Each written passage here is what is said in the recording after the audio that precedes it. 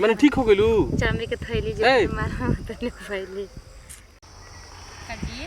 काजी कितना साल हो गई अब देखा तानी कि छोटी के लइका फैका हो गइला हमनी के अरे तो होय न तो हरू माने औजाइल का बाड़ू औजाइल का बाड़ू साँझ के बेरा कने की तनी चल है सिवान घुमा दी हवा पानी लाग जाओ दिन भर घर में गिरल औसा जातड़ू बताएं एगो हमन को बाल बतरू रहे थे खेलते जाओ अब है बैठल जाओ पहले बैठे के बैठी बक्कन तक घर गुल जी क्या हो गए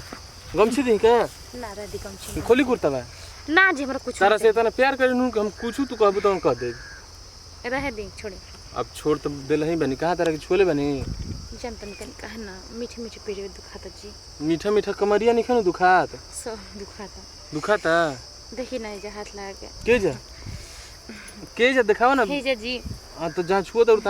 तो हमरा होते कि मीठा दवाई ना लेवे के पड़ी हो काज ने गैस के दवाई खाते बन गैस के पागल हो का उतारा हरदम गैस से चढ़ा रहा था हम मीठा दवाई कहता नहीं पता बा हे जे दुखात रहता जी हमरा बुझात रहनु कि नानका बा पेट में बस चुप तो बढ़ले बनी ऐसन कोनो बात नहीं है नानू तू लइका के माई बनबू तो हमहू तो बाबू बनब हमरा तो तनी कुछ मालूम हो चाहिए लइका होई तो के नाम का धर दीजिए पंजुजुल सी का पंजुजुल सी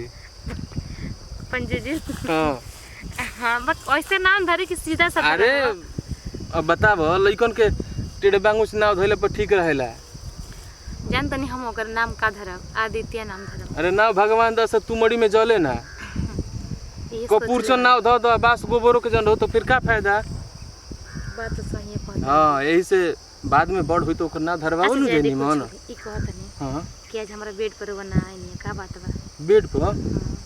तू ही नु बेड पर रेड चादर बिछा देल बड़ू तो हम जानी कि रेड बिछा देल तो खतरा के निशान हट ना आवे नहीं दूसरा जगह नहीं ना मरवा बे तहार के समयसन होए ना सकेला हमार कसम का कपड़े भसा तू राजवा नियर सब करेलु का मर दे ओकरो मेहरारू जब घर से निकल नु जला नाच में तो ओकरो मेहरारू सब करेले कि जाता टे नाच में तो जरूर कुछ करत होई ना जी वैसन बेचारी ना हम ओकर के आवे जात रहने बेचारी ऊ ना मर दे अच्छा दूसरा की ना अरे दूसर की थी सब की नाव लेतनी राजवा के मेहरारू के कहतनी अच्छा तो अपने में मेहर जी हां तो का दूसरा के मेहरारू रखे अपन घर में छोड़ी जाए दूसरा से का तू करेगा तो छोड़ लेने की तो हम धइले बन तो के हां बाकी तनी मन तो धइले ही बनी हो का दबइले बनी हटे फीलिंग छुएला पर किसन त होता छुएला पर हां जी हम देखा तनी कि दूसरा विचार में बाड़ू आइल बनी जे खेत घुमाइल बनी जा एने सब हवा पानी लेबे खती आवेला चली ना अरे घरे चले के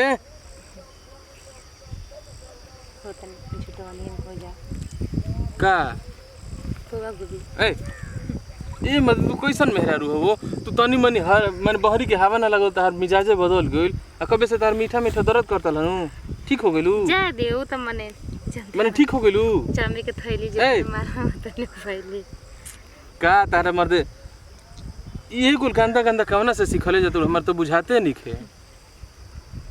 उहे मुत पियने राजवा सिखैले हमके सब ऊ साला भेटा तटे तब नो करके मैं तो खोर अपना मेहरारू के तो बिगाड़े देले हमरो मेहरारू के फेरम पर बिगाड़े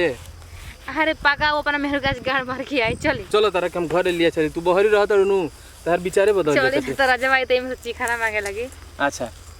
बुझाते कि प्रसादी नु हटे